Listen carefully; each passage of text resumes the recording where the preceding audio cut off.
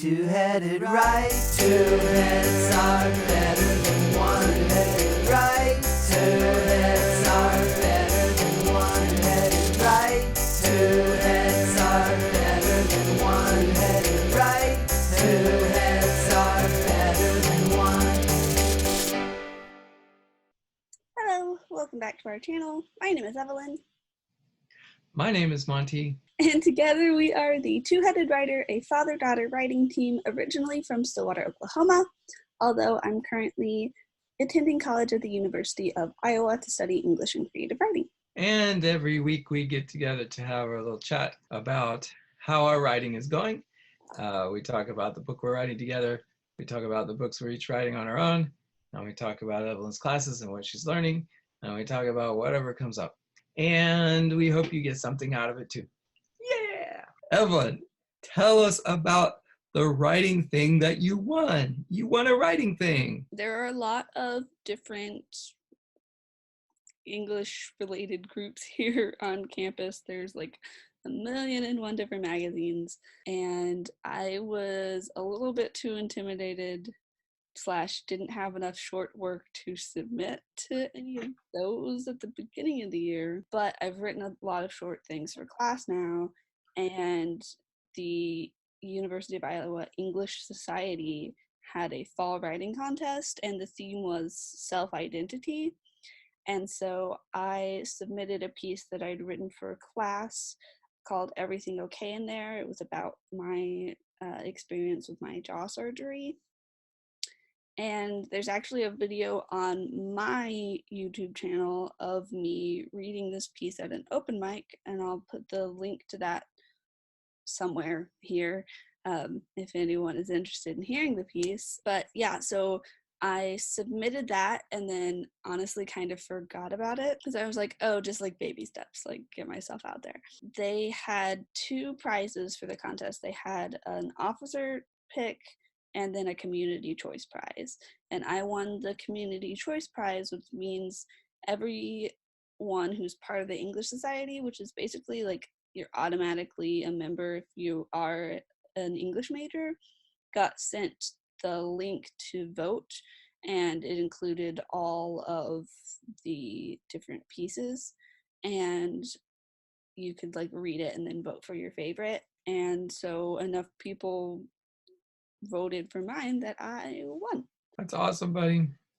And they gave you a signed book for that? I got a signed copy of The Book Thief by Marcus Zusak. He was here back in October, I believe, to do a reading and a signing because he was touring for Bridge of Clay, which was his new book.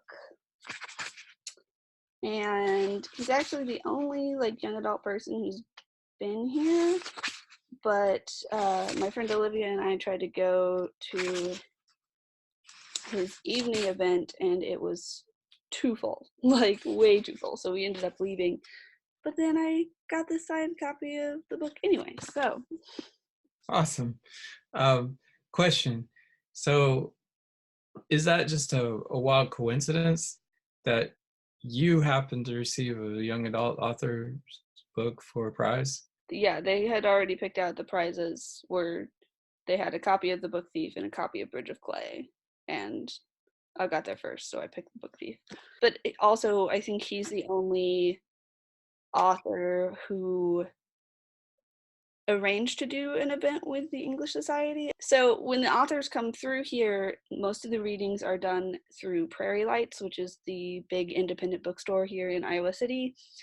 They've got a lot of history, and a lot of the former workshop writers come here, but also just a lot of authors, if they're going to stop in Iowa, they're going to stop in Iowa City at Prairie Lights.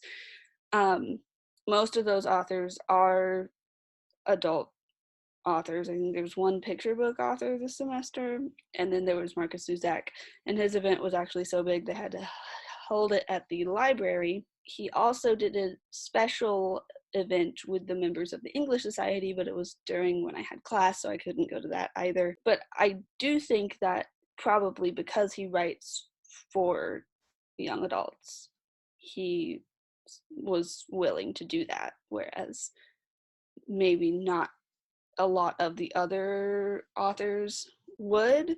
I know a lot of the former workshop authors meet with the current workshop writers, but those are grad students, so they don't always do a lot of stuff for the undergrads. Mm-hmm. So you think because he's writes for young adults that he's just makes himself more available? I mean, it makes sense to me that out of all of the authors who would be willing to meet with a group of undergrads, it would be the person who writes for the people that age, right? Yeah, I guess you're still in that demographic. You're at the very top, though, aren't you? Yeah. The piece that you submitted, you just mentioned that you have a video of yourself reading that at the open mic, and I'm curious, did you edit it any between the open mic and submitting to this? Actually, no. So I'd met with my instructor for that class, and we had gone over like some notes on that piece because I had already revised it and I hadn't revised the others yet. And so she gave me some feedback on those revisions, and then I read it to my friend Sonia, and she helped me kind of polish it up a little bit. And so like when I read it for that open mic, that was kind of like a brand new draft, and it ended up being the final draft. So that's what you submitted? Yeah, so that is what I submitted, and that's what I put in my portfolio as well. Well, there is no news about our Together book right now, so do you want to, how about you just interview me about my book? You said you finished a draft, correct? I finished draft 2, and when I say finished, I mean finished, because I'm gonna sit on it a little bit and then check a few things before I let anybody read it. But I still may make some little changes, but I've gotten all the way through the book. Yay! It's in some kind of shape, readable shape, I hope, I think. I started working on a query letter, so while I let that sit, I'm writing a query letter for the book. Yeah, because that's gonna take the longest. That's gonna take forever, and it'll be 12,000 drafts. So I've got the first draft done. I think this one won't be as difficult as the query letter that we wrote, just because the book is set in the real world, so it's a little bit easier to visualize the story. With a fantasy novel, you kind of have to give some background on how your fantasy part works. With this one, I don't need to do that, so it should be a little more straightforward. Last week, we also discussed not just beta reading, but specifically, since you're writing from a point of view that's very different than yours, having people who are closer to that point of view read the story. I know I'm one of those people, but do you have any other people yet? I'm gonna have Mama read it. She's one of those people. Those people we're talking about being female people. In particular, 12-year-old female people. I do not have any of those. So you know what? Let's just, hey viewers, if you're watching this right now, I am soon going to be recruiting a handful of beta readers to read my book and give me feedback. And since the book is meant for a middle grade audience of boys and girls, but in particular, I'm interested in girls' point of view because the main character is a girl. If you know somebody in the age range of, say, 8 to 12, who might be interested in reading a book before it becomes a book, just to see what that's like, and give a little bit of feedback, answer some questions, then you should tweet me. Yeah, give me a direct message through Twitter, and Evalyn will put the Twitter link for me. I always do, but I'll add it back in the description. Or alternatively, if you don't feel comfortable using Twitter, or you don't have Twitter and you found us some other way, you can email us, montyandEvalynharper@gmail.com. There you go. Email. Send us an email. Say, I would like to read your book. And just so you know a little bit more about it, it's called Danica Dunn and the Robot Paperboy. And it's about a 12-year-old girl who falls in love with coding, computer coding. And she's asking her mom, can I do a second week of coding camp? And her mom's like, well, just a minute. Big news. Her mom just got this part in a TV show. So she's going to be, her mom's a wannabe actress. And so she's going to be really busy. So she's sending Danica to her dad's house for the rest of the summer. No more coding. And then at the end of the summer, she'll be going to school at Blossom Hill Academy for the Arts, which is a school that does not offer coding. So she thinks, oh no, I'm not going to get to do any more coding. And she can't talk her parents into changing their minds because they think it's just a whim. So she has to find a project to get involved with, and to show that coding is important to her, and it becomes a whole thing. And there's adventure that ensues and danger, and it's a big story. Yep. Do you have like comp books yet, aside from the Danny Dunn books, which no one has read since you were a child? So the only thing I've run into that was similar was there's a series called Girls Who Code. Mine is a little bit less Babysitter Club and a little bit more sciencey. I'll just put it that way. My characters don't like automatically know everything like some characters do.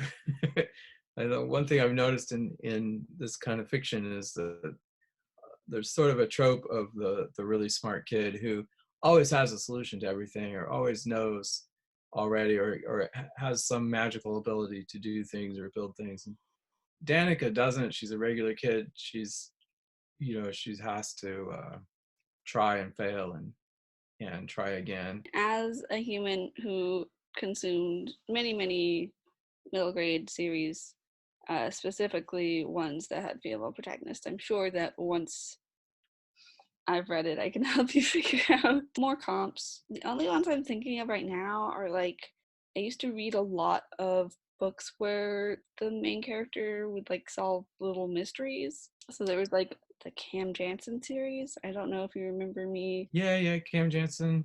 Yeah. I remember that one. But she had a photographic memory. There is a mystery involved in this. Somebody is sabotaging their work. From my understanding of it, it's adventure-y without being fantasy.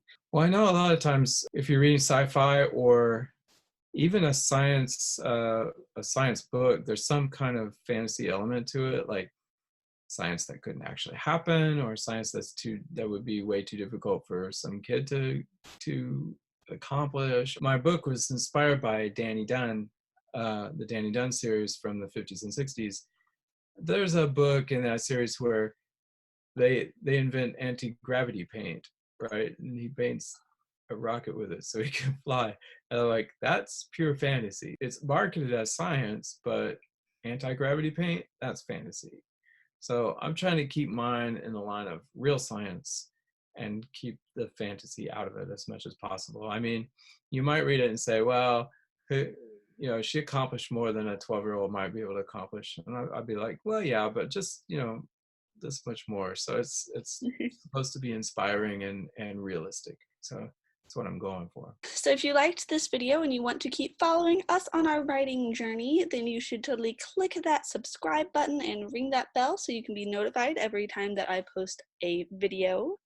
We will be back next week with another video, but until then, remember, two heads are better than one.